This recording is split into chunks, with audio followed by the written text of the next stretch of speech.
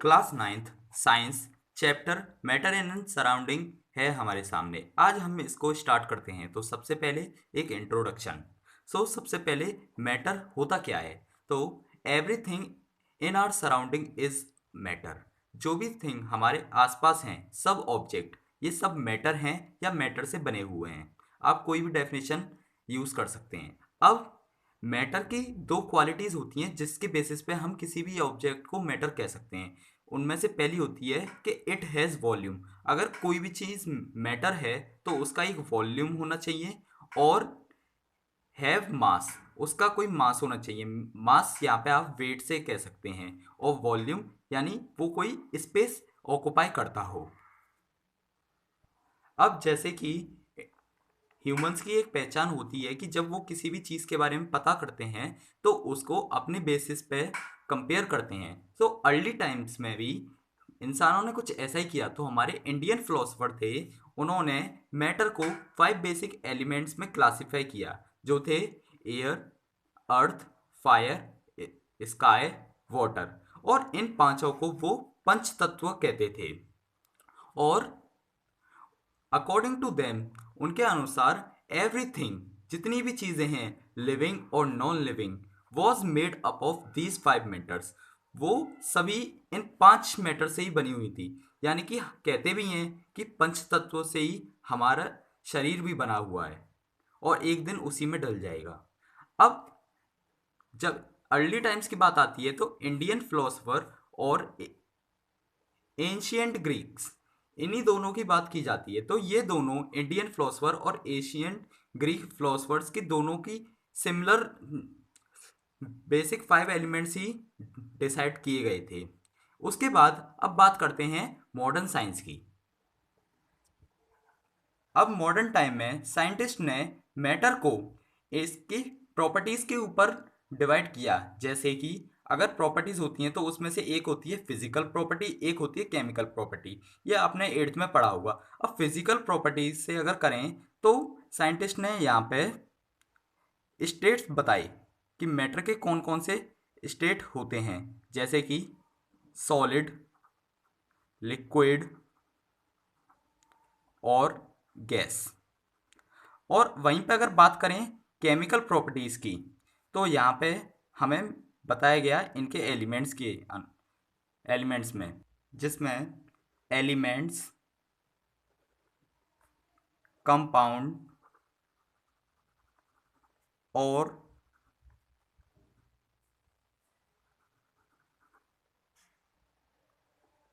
Mixtures.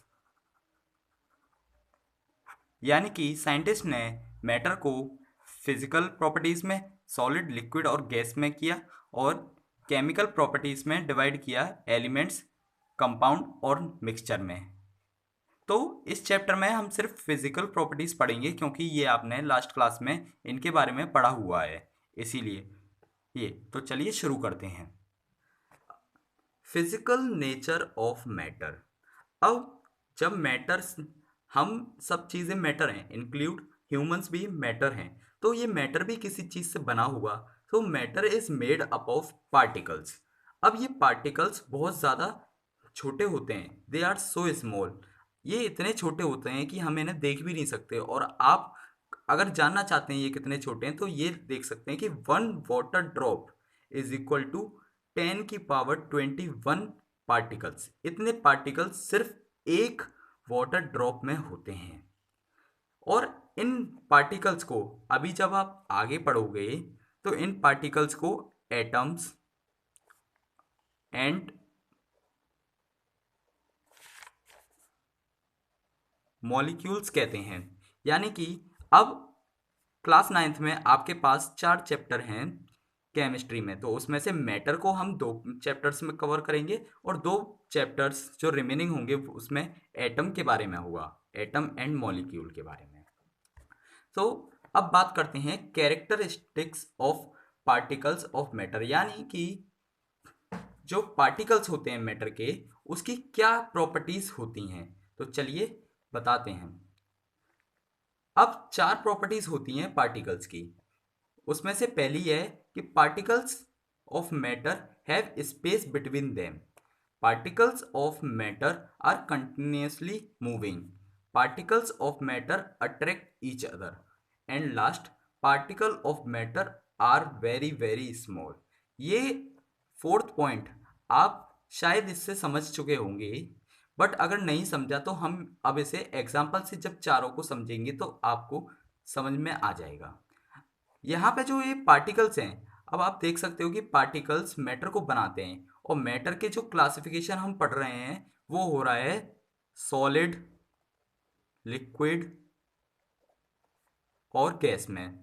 यानी कि अब जितनी भी अगर इसकी प्रॉपर्टीज में जैसे स्पेस बिटवीन देम, तो स्पेस जितनी कम होगी या ज़्यादा होगी वो फर्क पड़ेगा इन पे कि इनके बीच में जो भी अगर प्रॉपर्टीज थोड़ी सी भी ये चेंज होंगी तो शायद उसमें से सॉलिड होगा, अगर प्रॉपर्टी ज़्यादा स्ट्रांग होगी तो शायद लिक्विड भी हो सकता है, गैस भी हो सकता है। तो इसी तरह चलिए एग्जांपल से अब समझने की कोशिश करते हैं। सो फर्स्ट प्रॉपर्टी है the particles of matter have space between them. अब इसको एक एग्जांपल से करते हैं। एक बीकर में मैंने 100 ml वाटर लिया और ये रही शुगर।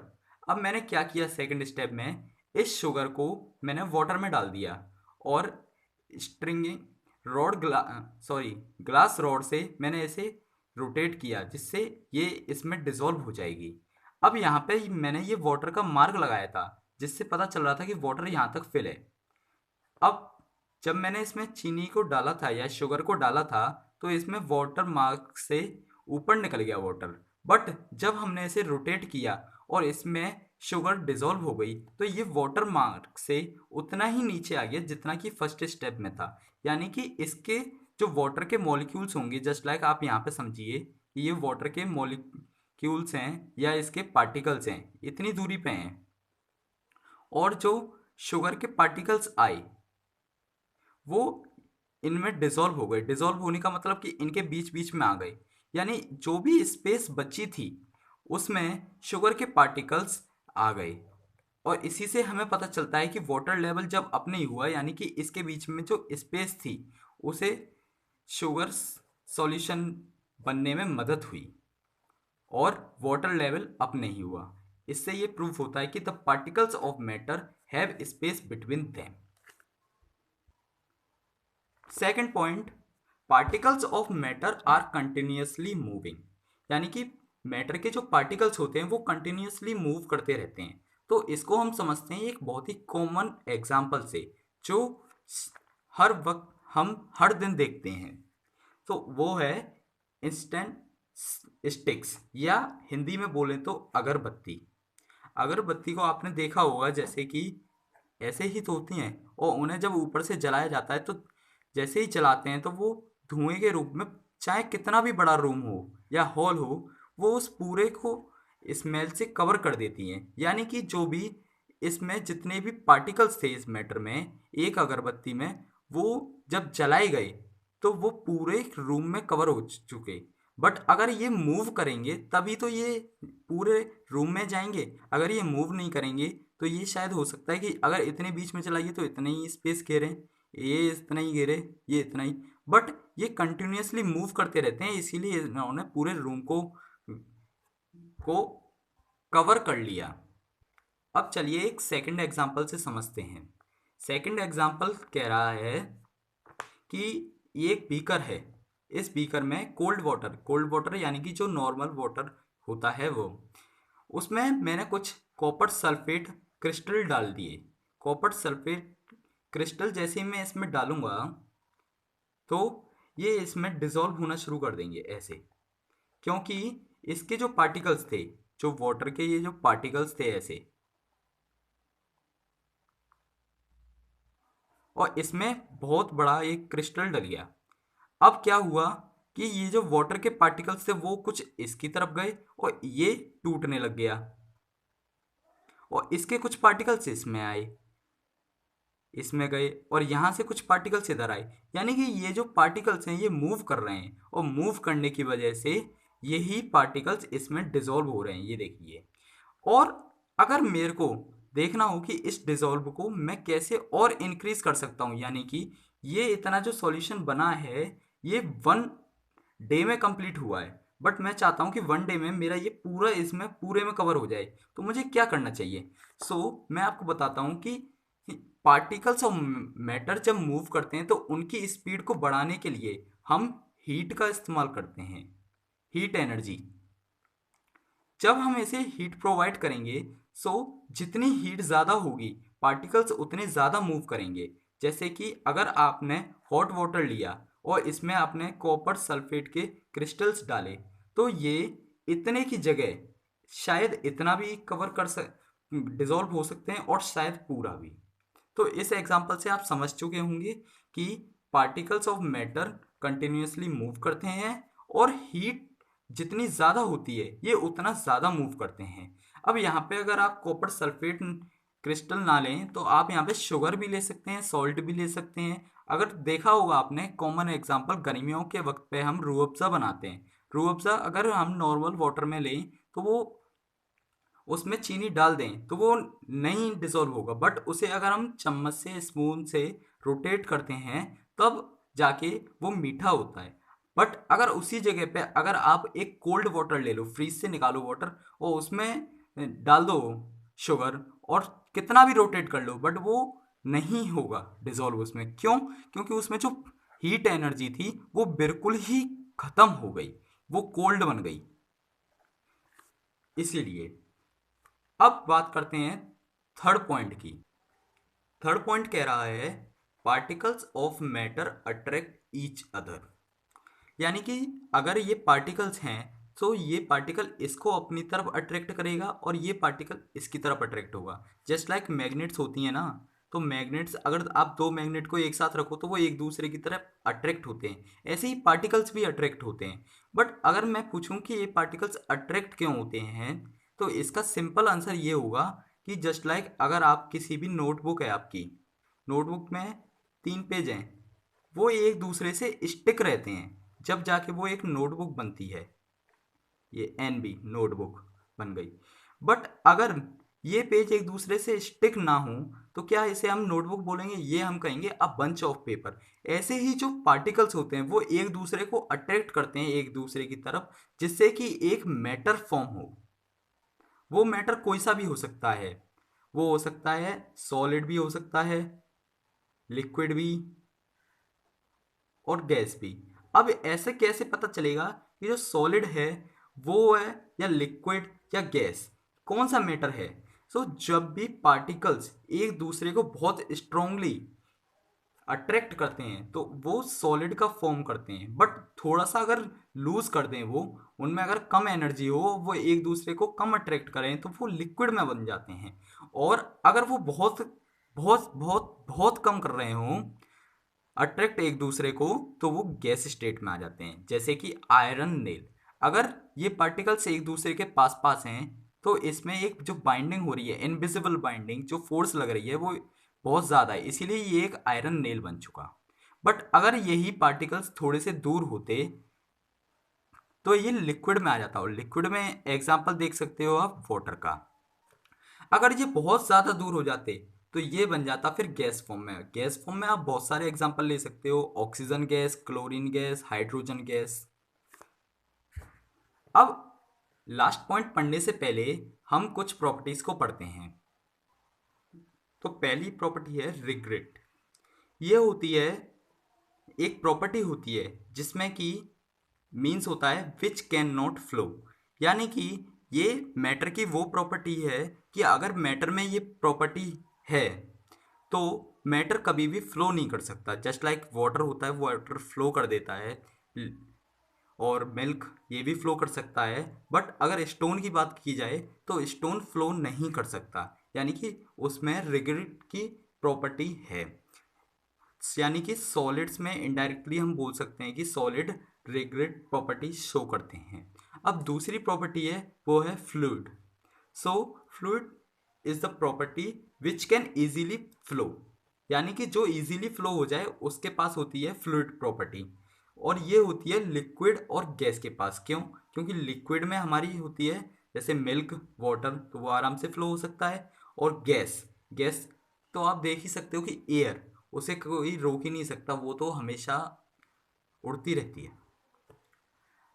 अब अगली प्रॉपर्टी है डिफ्यूजन। सो डिफ्यूजन क्या होता है? The spreading and mixing of a substance with another substance due to motion of its particles is called diffusion. यानी कि स्प्रेडिंग, अब मैं आपको यहाँ पे दो सब्सटेंस बताता हूँ। सब्सटेंस का मतलब यहाँ पे है मैटर, ये देखिए,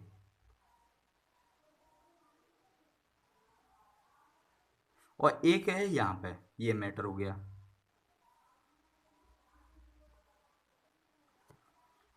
अब स्प्रेडिंग आउट मीन्स कि जब ये मैटर एक दूसरे से थोड़ा से अलग हो जाते हैं, यानी कि इनका जो अट्रैक्शन का फोर्स है वो थोड़ा सा कम हो जाए तो ये एक दूसरे से अलग होने लग जाते हैं। एंड मिक्सिंग, और ये भी अलग हो गए, और ये एक दूसरे में जब मिक्स हो जाएं of a substance with another substance, इसके पार्टिकल्स से मिक्स हो जाएं due to motion of its particles, जब ये मोशन में आएंगे पार्टिकल्स और ये एक दूसरे में मिक्स हो जाएं, सो यही प्रोसेस कहलाती है डिफ्यूजन। जैसे कि आपने लास्ट पॉइंट में पढ़ा था कि particles of matter are continuously moving, तो उसमें जो अगरबत्ती का एग्जांपल लिया था हमने, और वाटर, कॉपर सल्फेट क्रिस्टल्स या शुगर सॉल्ट, आप कुछ भी देख सकते हो उसमें, वो जो एग्जांपल लिया था वो डिफ्यूजन को शो करता है। बट अगर बात की जाए डाइल्यूशन, तो डाइल्यूशन होता है हम किसी भी सब्सटेंस को जब वाटर में ऐड करते हैं तो उसे हम कहते हैं डाइल्यूशन। जस्ट लाइक अगर मैं शुगर को वाटर में ऐड कर रहा हूं तो वो डाइल्यूट कर रहा हूं, अगर मैं किसी भी लिक्विड को भी लिक्विड में अगर ऐड कर रहा हूं तो वो भी डाइल्यूशन ही होगा। इसके बारे में हम आगे पढ़ेंगे, और डिफ्यूजन के बारे में भी हम आगे थोड़ा ब्रीफली पढ़ेंगे। अब बात आती है सबसे लास्ट पॉइंट की, जो हमने सबसे पहले पढ़ा था, बट अगर आपको समझ में नहीं आया हो तो अब समझते हैं। इस वीडियो का लास्ट टॉपिक है particles are very very small, यानी पार्टिकल्स बहुत छोटे होते हैं। तो इसका एग्जांपल मैं ले रहा हूँ यहाँ पे, एक बीकर में मैंने वाटर लिया है, और वाटर में मैंने पोटेशियम पर मैग्नेट नाम का एक सब्सटेंस, उसके कुछ क्रिस्टल इसमें मिला दिए हैं। आप चाहें तो यहाँ पे पोटेशियम पर मैग्नेट की जगह शुगर को भी देख सकते हैं। मैं दोनों के ही बारे में बताऊंगा। पोटेशियम पर मैग्नेट एक पर्पल कलर का क्रिस्टल होता है जो वाटर में डिसॉल्व होते ही, यानी डाइल्यूट होते ही पर्पल कलर का हो जाता है। तो मैंने जैसे ही इसमें ऐड किया ये पर्पल कलर का हो गया। अब यहाँ से मैंने क्या किया, एक छोटा सा टेस्ट ट्यूब लिया 10 ml का, उसमें से मैंने यहाँ से कुछ अमाउंट में लिक्विड लिया और इसमें उसे डाइल्यूट कर दिया। अब यहाँ पे भी कलर डिसॉल्व होगा, बट वो थोड़ा इससे लाइट होगा। अब जैसे ही मैं यहाँ से 10 ml लूँगा और अगले में डालूंगा तो वो और लाइट होगा, और इससे ऐसे ही जब मैं यहाँ से थोड़ा सा लूँगा और इसमें डालूंगा तो ये और भी लाइट होगा। इसका मतलब ये है कि मैंने एक क्रिस्टल का टुकड़ा जो इसमें डाला, वो जब इस पूरे में हो गया, डिसॉल्व हो गया, वो इतने छोटे छोटे पार्टिकल्स थे उसमें कि यहाँ से भी मैंने जब एक टेस्ट ट्यूब में 10 ml वाटर लिया तो उसमें इतने सारे पार्टिकल्स आ गए थे कि उसने इस पूरे बीकर को भी पर्पल कलर में कर दिया। बस वो थोड़ा सा लाइट था क्योंकि पार्टिकल्स कम हो गए। अब यहाँ से भी जब हमने 10 ml लिया तो वो उसमें इतने पार्टिकल्स थे कि वो इस पूरे में भी डिसॉल्व हो गए आराम से। और यहाँ से जब इसमें लिया तो इसमें भी लाइट कलर शो कर रहे थे, यानी कि कुछ पार्टिकल्स यहाँ पे भी आए। इससे पता चल सकता है कि ये पार्टिकल्स कितने ज़्यादा स्मॉल होते हैं। अब अगर मैं शुगर की बात करूं तो शुगर को आप अपने घर पे भी टेस्ट कर सकते हो, कि मैंने इसमें मान लीजिए 10 ग्राम शुगर डाला।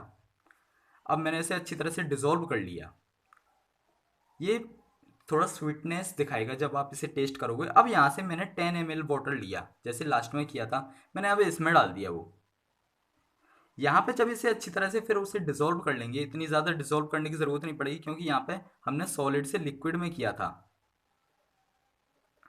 और इस जगह पे हम लिक्विड टू लिक्विड कर रहे हैं, तो इसमें आपको डिसॉल्व करने की इतनी ज़रूरत नहीं पड़ेगी। अब आप जब इसे टेस्ट करोगे तो ये भी थोड़ा स्वीटनेस होगा इसमें भी। अब ऐसे ही आप आगे वाले में करोगे तो वो भी स्वीटनेस शो करेगा, बट उसमें थोड़ी कम होगी क्योंकि पार्टिकल्स यहाँ इसके कंपेयर में यहाँ पे कम है। और ऐसे ही जब आगे वाले में करोगे तो उसमें भी स्वीटनेस होगी, बट वो बहुत बहुत कम होगी। तो अब आप समझ चुके होंगे कि पार्टिकल्स की चारों प्रॉपर्टीज को। अब आगे हम पढ़ेंगे मैटर की प्रॉपर्टीज। तो चलिए, जब तक के लिए ये वीडियो होती है ख़त्म।